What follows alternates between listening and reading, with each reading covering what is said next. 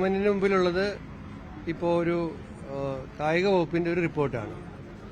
ആ റിപ്പോർട്ടിന്റെ അടിസ്ഥാനത്തിൽ ഗവൺമെന്റിന്റെ അതുമായി ബന്ധപ്പെട്ട ഏജൻസികൾ അന്വേഷണം നടത്തുമെന്നാണ് ബഹുമാനപ്പെട്ട മുഖ്യമന്ത്രി തന്നെ ഇന്നലെ പറഞ്ഞിട്ടുള്ളത്.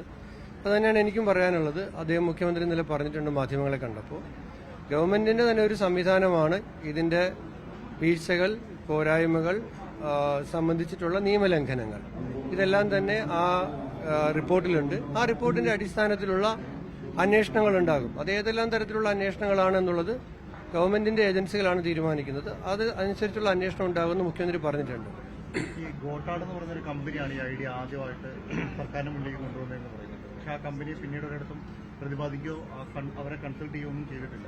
അവർ അഡ്രസ് വരെ ഫേക്കായിട്ട് ക്രിയേറ്റ് ചെയ്തു പരാതി അവരിപ്പോൾ നിലവിൽ ഈ പറയുന്ന താങ്കളുടെ ഉന്നയിച്ച ചോദ്യം അടക്കം ഈ പ്രാഥമികമായി ഗവൺമെന്റിന്റെ മുമ്പിലുള്ള റിപ്പോർട്ടിനകത്ത് വന്നിട്ടുണ്ട് എന്നാണ് ഞാൻ മനസ്സിലാക്കുന്നത്. ഞാൻ ആ റിപ്പോർട്ട് പൂർണ്ണമായിട്ട് വായിച്ചിട്ടില്ല. പക്ഷേ അതിന്റെ എല്ലാം അടിസ്ഥാനത്തിൽ ഉള്ള അന്വേഷണം നടക്കുമ്പോൾ ഈ പറഞ്ഞ അടക്കമുള്ള കാര്യങ്ങൾ അന്വേഷണത്തിന്റെ പരിധിയിൽ വരും. അന്വേഷിച്ചിട്ട് അതിന്റെ സത്യം പുറത്തു വരട്ടെ. നിയമലംഘനങ്ങളുണ്ടെങ്കിൽ അത് പുറത്തു വരട്ടെ. അത് പുറത്തു വരണമെന്നല്ലേ എല്ലാവരും ആഗ്രഹിക്കുന്നത്.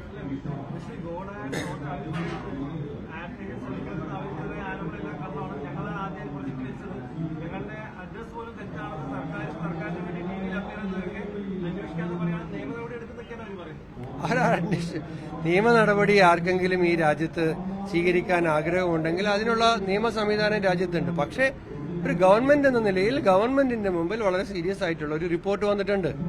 ആ റിപ്പോർട്ട് വന്നു കഴിഞ്ഞാൽ അതിന്മേലുള്ള ഗൌരവമായിട്ടുള്ള അന്വേഷണം ഉണ്ടാകണം. അതിന് ഏതെല്ലാം ഏജൻസികളാണോ അതിന് പര്യാപ്തമായിട്ടുള്ളത് ആ ഏജൻസികളുടെ ഭാഗത്ത് അന്വേഷണം ഉണ്ടാകും. അന്വേഷണത്തിൽ കാര്യങ്ങൾ വരട്ടെ. അന്വേഷണം തുടങ്ങുന്നതിന് മുമ്പേ ഇപ്പോൾ ഒരു റിപ്പോർട്ടിന്റെ പുറത്തുള്ള അന്വേഷണമാണ്.